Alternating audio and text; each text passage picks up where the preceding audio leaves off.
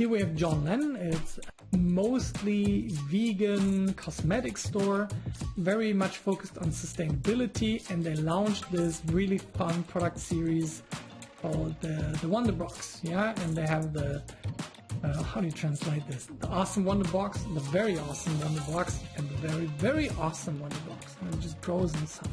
And you can check it out. I've put the URL in the description here. And what they have done in the past and are doing again with this product is to generate leads before direct sales. How does it work?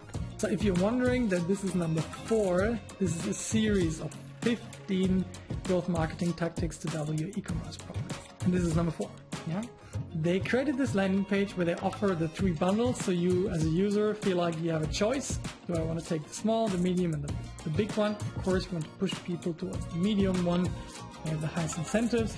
If they click on the call to action, we slide it down to this area, and you just sign up for the newsletter, confirm your email, then you get a coupon code that gives you a discount on this Wonderbox. And the story begins. You now get an email series, and you get to see all of the wonderful world of the John Lennon products, which makes it extremely more likely that you will not only do this one purchase, or even if you don't do that purchase now, it's extremely more likely that you will do that later. The ability to stay in touch versus not is quite awesome. What would I do? Do this lead generation thing if you have tried direct sales traffic, paid social, for example, and it doesn't work yet. You're maybe getting 0 sales, or you're getting sales, but they're not yet profitable enough. Start the lead generation strategy. Also, try this if you have a product where you need to build trust first. Let's say you have a hard to explain product, or you have a very strong competition. Then it's worthwhile to earn the trust of your customer first, show that you can provide good results with your product, and then start the pitching. In essence, you do this if you want to lower your cost per acquisition and increase your customer lifetime value. Of course, this is not guaranteed, but I see it again and again and again. Why should this lead to a lower cost per acquisition? So first of all, the commitment to give you my email address and to subscribe to your newsletter is way lower than to buy a product. So I get for the same amount I sell a product, I get way more in newsletters. And now I'm allowed to stay in touch with you. And that has a very high chance because you opted into a very product relevant newsletter that you're going to be a customer at some point. You sometimes have to be a bit more patient, and it's not often as easily trackable that the people who came from this campaign source now are in the email and 6 weeks later bought the product. That's way harder to track than direct e-commerce conversions, of course. So that can be a disadvantage of this strategy, but usually in the long term, it results into lower cost per acquisitions. And why does it result in higher customer lifetime value? Easy. It's the chance to get in touch again and again and again. Imagine you don't buy right now. I have a chance to build trust and sell. Then if you bought, I can ask you for your feedback. I can ask for a review on Amazon, which pushes my rankings again. You can give them onboarding for a bit more complex products. You can ask for referrals to a friend. You can have a giveaway. If you have a product that is, for example, consumed multiple times, like a nutrition product as in our Body IP case study, then you want to remind people to buy new stuff, new protein powder, for example, every other month, depending on how much they already bought and how much they seem to be consuming in the past.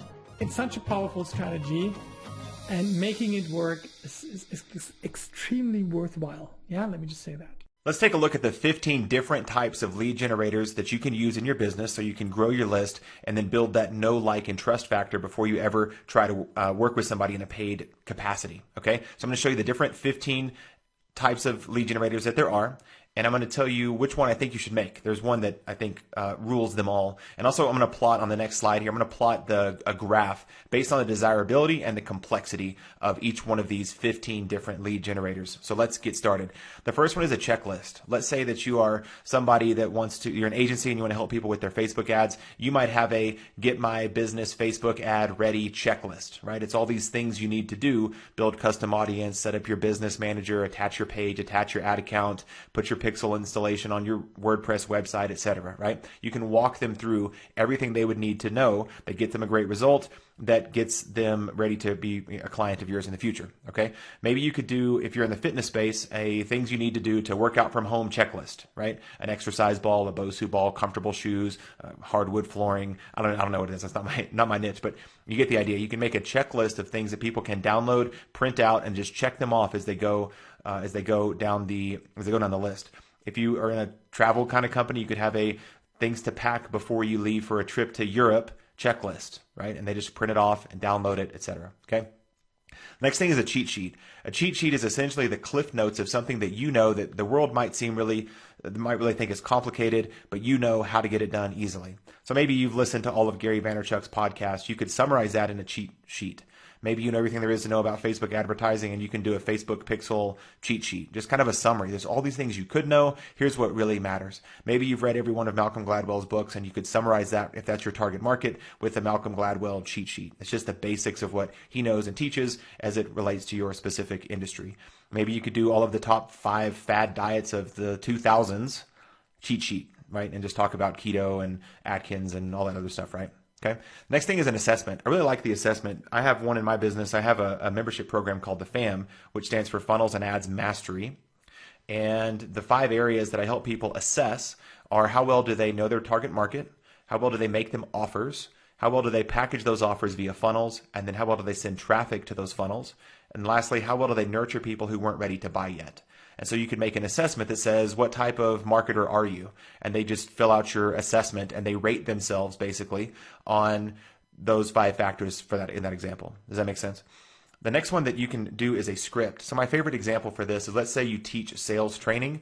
You could give your sales training script, like what to say. Taki Moore did this brilliantly with his triage call. It's exactly what to say on a triage call, so you can assess if they're ready to work with you or take the next step.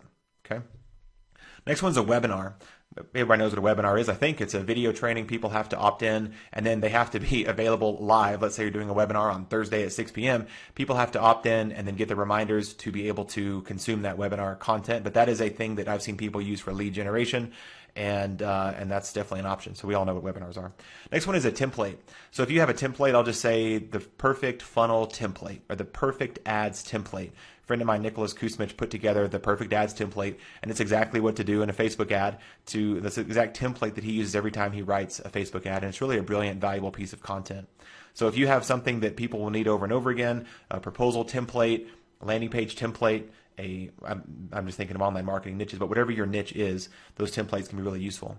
The next one is a quiz. So a quiz is like an assessment, except the ones that come to mind are more like which Game of Thrones character are you, or which Saved by the Bell character are you, or something like that. Those are silly examples. But if you have a specific quiz where you want to test their knowledge, an assessment is where am I, and a quiz is more testing their knowledge. So I could say, take this quiz to find out if your business is ready to be advertised on Facebook. And the question 1 might be, I have a business manager set up, yes or no. I have an ad account that's a professional ad account, not a personal ad account, yes or no. I have a credit card attached to my ad account, yes or no. And you kind of quiz them, and at the end of that, you could say, hey, you're not ready yet. Your business is not ready yet to, this one is more graded on a sliding scale, right? So a quiz is like an assessment, but more in that vein of, am I ready for something, yes or no, or what, compared to an assessment, which is, what area do I need more work on? A recipe is also kind of like a script, but if you have a food business, you could literally give away recipes. If you have an advertising business or a Facebook ads business like I do, then you could give them the recipe for success. And that's in effect what my book is. And when I think of recipe, I think of a step-by-step approach. So step 1, do this. Step 2, do this. Step 3, do this. Step 4, do this. It's a step-by-step recipe that you walk somebody through to get that amazing result. ClickFunnels did this in kind of a cheeky way. They have the ClickFunnels cookbook, and they literally said, an ingredient would be a headline, and an ingredient would be a bullet point list or whatever, right? And so you add those different recipes depending on the recipe you're trying to make.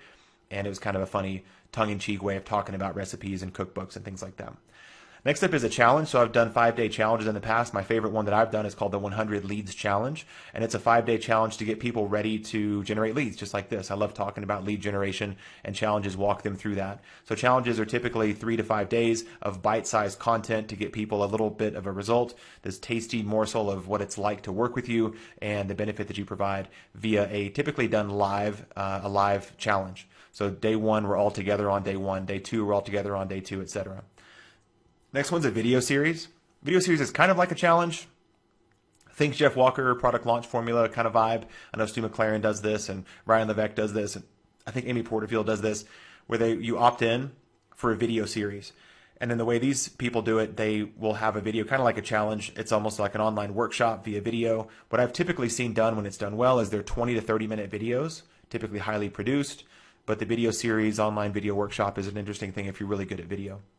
Next thing is a virtual summit. I've done one of these in the past. Mine was called the Failed Funnel Summit, and I brought together 15 entrepreneurs to talk about their biggest funnel failures, what they thought would happen, what actually happened, and what they would do differently. So people would opt in for the summit, and then it would go live on day 1, day 2, day 3, day 4, with the top takeaways from these people on the summit. Now, I've seen summits done in the past. They have 100 speakers or 50 speakers or 30 speakers, and those are options as well. They're kind of complex to pull off, but sometimes they work out really great and from a lead gen perspective. Next one is a contest. So you could have people opt in for a contest. What I would caution you on is if you do a contest for iPads, you're going to get people who want to try to win an iPad. If you want people that are interested in marketing, I wouldn't give away an iPad. I'd give away, your top 5 books that you've ever read about marketing. Or I'd give away top 5 books about marketing and a ticket to my marketing event called 1 Hour Funnel Live or whatever, or like a copy of my book as well. Something like that that's aligned, that will attract the people that you seek to serve. Okay, not just random cool stuff of gadgets and widgets and things like that. Next one is a mini course. Now, a mini course is kind of like a 5-day challenge, but how I've seen this done and how I've done it with myself and my private clients is they go through it on their own. Typically kind of evergreen. You could say, I want to do one where it's around how to get my business ready for Facebook advertising. I just keep thinking about that. People ask me so often, what steps do I need to take to get my business ready? And so I'm going to package that in kind of a mini course where they can get a simple tidbit of information every day, and they can go self-paced is how I'm going to do it. But that's what a mini course is. Something that aligned with your actual content or your core content or your core course offering or whatever your core business is. But the mini course gets them the first step. It's that first domino that pushes them towards your actual content. Second to last one is an ebook. I've got an ebook. I've gotten thousands of leads with an ebook in the past, and we all know what an ebook is. Typically, 30 to 70 pages of a white paper / ebook. Mine is also print on demand, so people can download my PDF version of my ebook. They can also buy my ebook on Amazon or from my website as well. So then that way it's a physical book, not an ebook. But you can give away an ebook as well for lead generation. And then the last one is auto webinar. An auto webinar is like a live webinar, but it's automated. So they can watch it on demand. It's simulated live. You can run it 3 or 4 times a day using something like EverWebinar. You can watch yesterday's replay immediately. I'm doing air quotes the whole time in this video because it's simulated live. It's not actually live. So that's the last option when it comes to lead gen. Now remember, lead generation, all of these things, you can do any of these 15. And I'm going to show you here in the next slide which one I recommend you start with and then kind of plot them on a map. But you can do any of these to move people from point A to point B in the transformation you provide.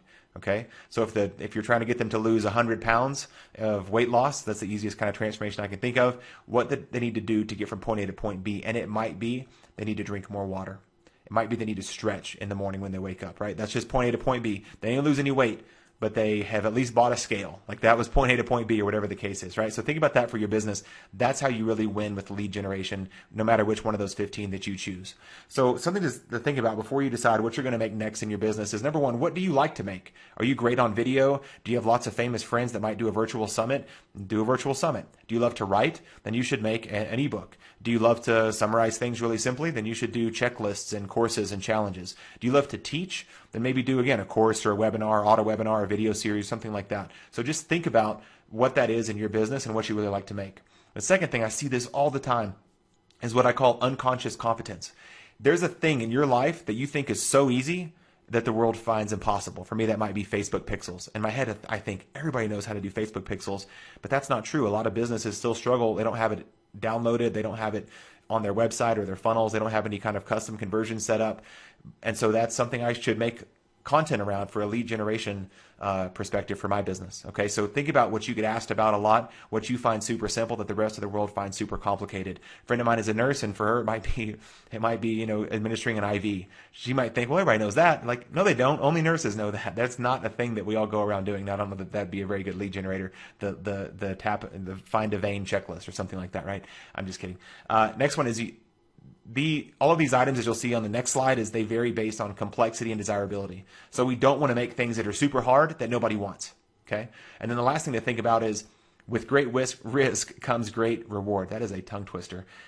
With great risk comes great reward. What I mean is, if you decide to do a virtual summit with 30 speakers and do all of the hour-long interviews and the downloads and the affiliate links, it's very, very complicated. But I've known people that have built huge businesses off of running very complex summits. They get thousands, in some cases tens of thousands of opt-ins, and it's all worth it for them to do it once a year. It about kills them every time they do it, but they keep going. So here's what I really wanted to get to, and it's the lead gen matrix. And I took some of the guesswork out and I plotted this on the map. So the x-axis across the bottom, left-hand side is low desirability, right-hand side is high desirability, and then the easy to make, the y-axis there at the bottom is hard to make, and at the top is easy to make. So we want ideally not things in the bottom left quadrant, we want things in the top right quadrant, as I see it, as I've generated hundreds of thousands of leads over the last couple of years. So typically a contest, it's super, it's not that hard to make. It depends if you have to collect some things, if you have to buy some products and then ship some products out and manage the contest and manage the affiliate links and all those things. I think they're not super desirable from people. People don't really want to, your best customers aren't just dying to join a contest. It's a very low desirable thing and you won't get the best quality leads. Ebooks are also not super great. They're not that hard to write if you think about it. When I wrote my book, I hired somebody on Upwork or Fiverr and paid them a couple $100 to format basically a Google document into a book, and they added some design. So it was not that hard to make, quite frankly. It took me a few hours to type out, and then I had an ebook. But people don't necessarily want ebooks. A lot of us have downloaded ebooks. You may be thinking now, I have a folder on my desktop called ebooks I've downloaded, and I should probably rename that ebooks I've downloaded and haven't read yet and probably will never read. It's just not, people just don't really want ebooks necessarily. Other one is summits. So I don't love summits for a couple reasons. Number one, they're complex to make. You have to get all the speakers together. You have to film the videos, upload the videos, manage when they get released, etc. And then people don't love them, especially when they're done traditionally, where there's 30 to 50 to 100 hours of content. It's impossible to finish. Now remember, we want people to engage with our lead generation ideas, consume them, do them, get a great result, think warm, fuzzy, nice things about it, and then attribute that warm, fuzzy back to us. And so if they opt in for your summit and there's 500 videos, they're just never going to finish it, and they're not going to get any progress made, and they're not going to relate that back to you. Next one is a challenge. Similarly, a challenge, I just don't love that sometimes it's asymmetrical. Like they can opt in and be all excited for it and have to wait an amount of time to consume the challenge, then the challenge goes away. So that's where I put a challenge. Video series, same thing, low desirability, not as easy to make, a little bit easier to make than summits in my opinion, but you have to get the videos done, shot, produced, written, scripted, have a story arc that ties the videos together. It's not just 3 random videos, it needs to be 3 really good videos, and not as easy to make. Quizzes, I think people like to take quizzes. They're not that hard to make. You can use something like, I use Typeform for quizzes and assessments, which is the next thing.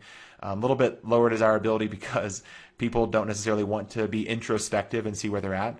And then mini courses, slightly higher desirability because people start to get a result and there's some transformation in there. Cheat sheets are, I think they're great. They're super easy to make and people really like to consume them. Webinar times 2, I just mean live webinars and auto webinars. The desirability I think is kind of low, and then but they're not that hard to make if you have a good template for it. I knock out webinars pretty quickly.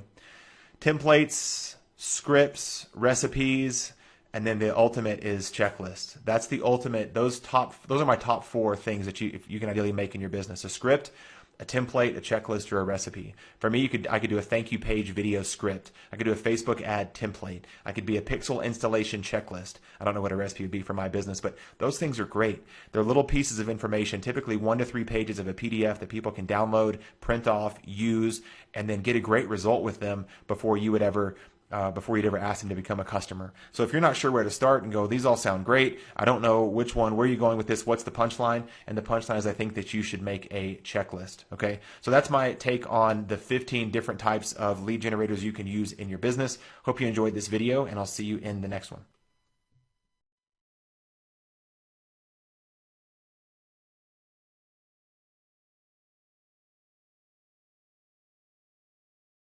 In this Pixel Lab tutorial, we're going to create this S+E letter logo design. You can see preview of S+E logo design. So let's get started, and first of all open Pixel Lab application. I will be using this shape PNG from my gallery link to download. This shape will be given in the video's description. Bring the shape PNG in the middle. Next, copy this shape PNG. Select Copied Shape PNG and go to the Color Paint option and change its color to black. Next, shape PNG size adjust like this and bring the shape PNG in the middle. Select both layers and merge them like this. Next, select both shape PNG and change position like this. Import this sword PNG from my gallery link to download. Then sword PNG adjust like this. Click plus icon and go to Shapes option. Then modify shape like this and change color to black. Sword PNG layer move to top position. Click plus icon and go to Shapes option. Then modify shape like this and change color to white. Next, this layer move to third position. Click plus icon and go to Shapes option. Then modify shape like this and change color to black. Next, this layer move to second position. Click plus icon and go to Shapes option. Then modify shape like this and change color to white. Next, this layer move to fifth position. After, go to Zoom option and logo zoom in like this. Next, click plus icon and go to Shapes option. Then modify shape like this and change color to black. Copy this shape 3 times and adjust all shape like this. Zoom out by clicking on the zoom icon. Select this white shape layer and then go to Mask option and enable it. After, Bezier point adjust like this and select an option. Next, select all layers and merge them like this. Next, go to the Erase Color option and enable it. Then click the Pick tool and choose black color. Increase the tolerance value to 70. Create shape like this and let the shape go outside the frame. Select both layers and merge them like this. Now you see S+E logo PNG perfectly make it. Next, open from Galley option to change background.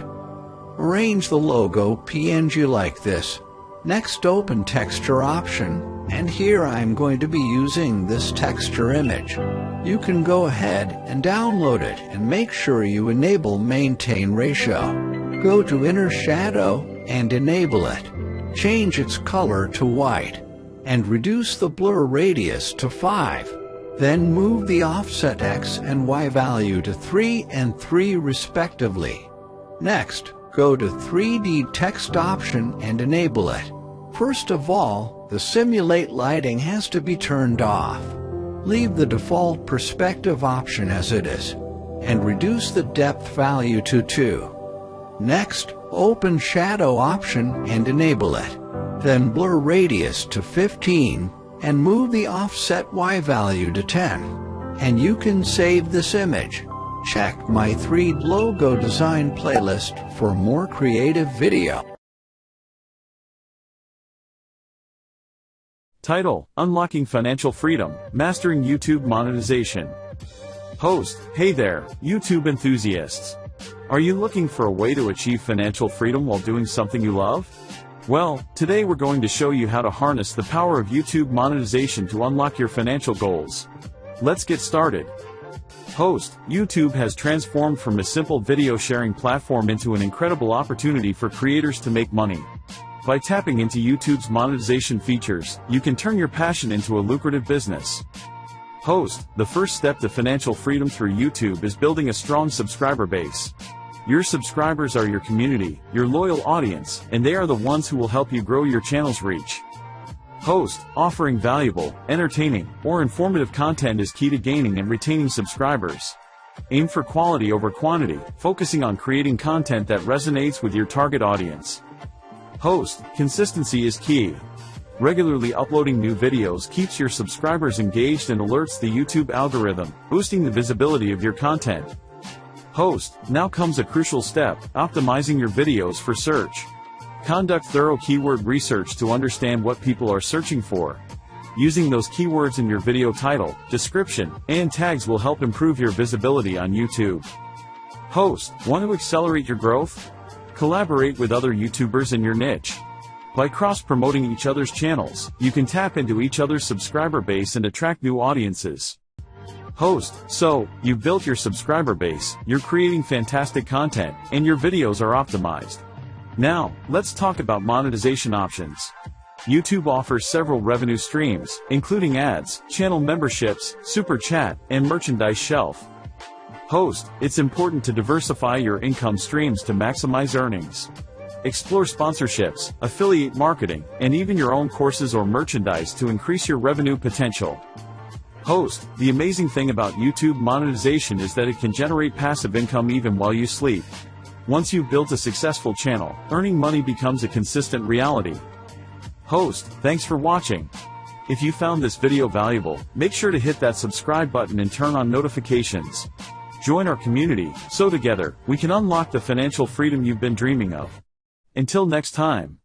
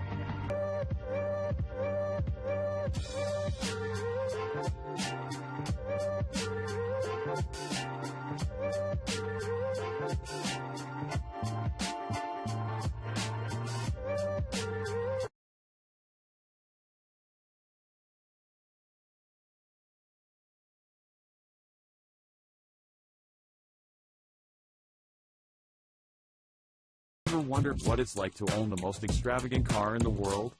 Keep your wallet ready because we're counting down the top 10 most expensive vehicles that will be released in 2023. Coming in at number 10 is the Bugatti Chiron Super Sport 300 Plus. With its 8.0-liter quad turbocharged W16 engine, it can reach a top speed of 304 miles per hour. At number 9, we have the Rimac C_2.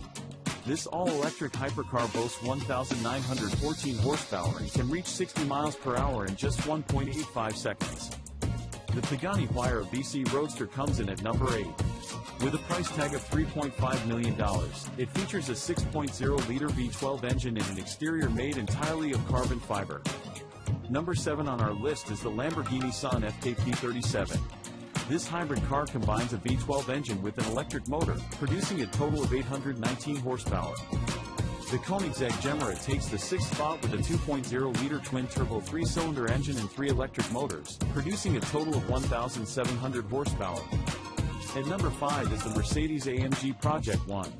This hypercar is powered by a turbocharged 1.6-liter V6 engine and 4 electric motors, generating a combined 1,000 horsepower. Number 4 is the Aston Martin Valkyrie. With just 150 units to be produced, this hypercar has a naturally aspirated V12 engine and can produce up to 1,160 horsepower. The new Bugatti Centodieci takes the 3rd spot on our list, with a price tag of $9 million. It pays tribute to the iconic EB110, and only 10 units will be produced. Coming in at number 2 is the Pininfarina Battista. It's an all-electric hypercar producing 1,900 horsepower and costing around $2.5 million. And finally, at number 1 is the Rolls-Royce Boattail. The price is undisclosed, but it's rumored to be worth around $20 million. It's a one-of-a-kind car tailored specifically to its owner's preferences. Thanks for watching. If you want to stay updated with the latest news in the automotive industry, make sure to subscribe to our channel.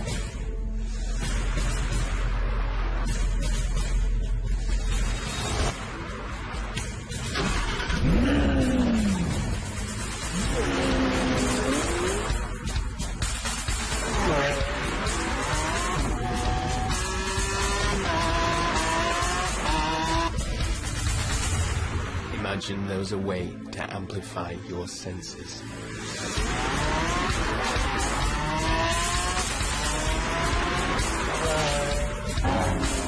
Imagine every sensation you feel was always the strongest, the fullest.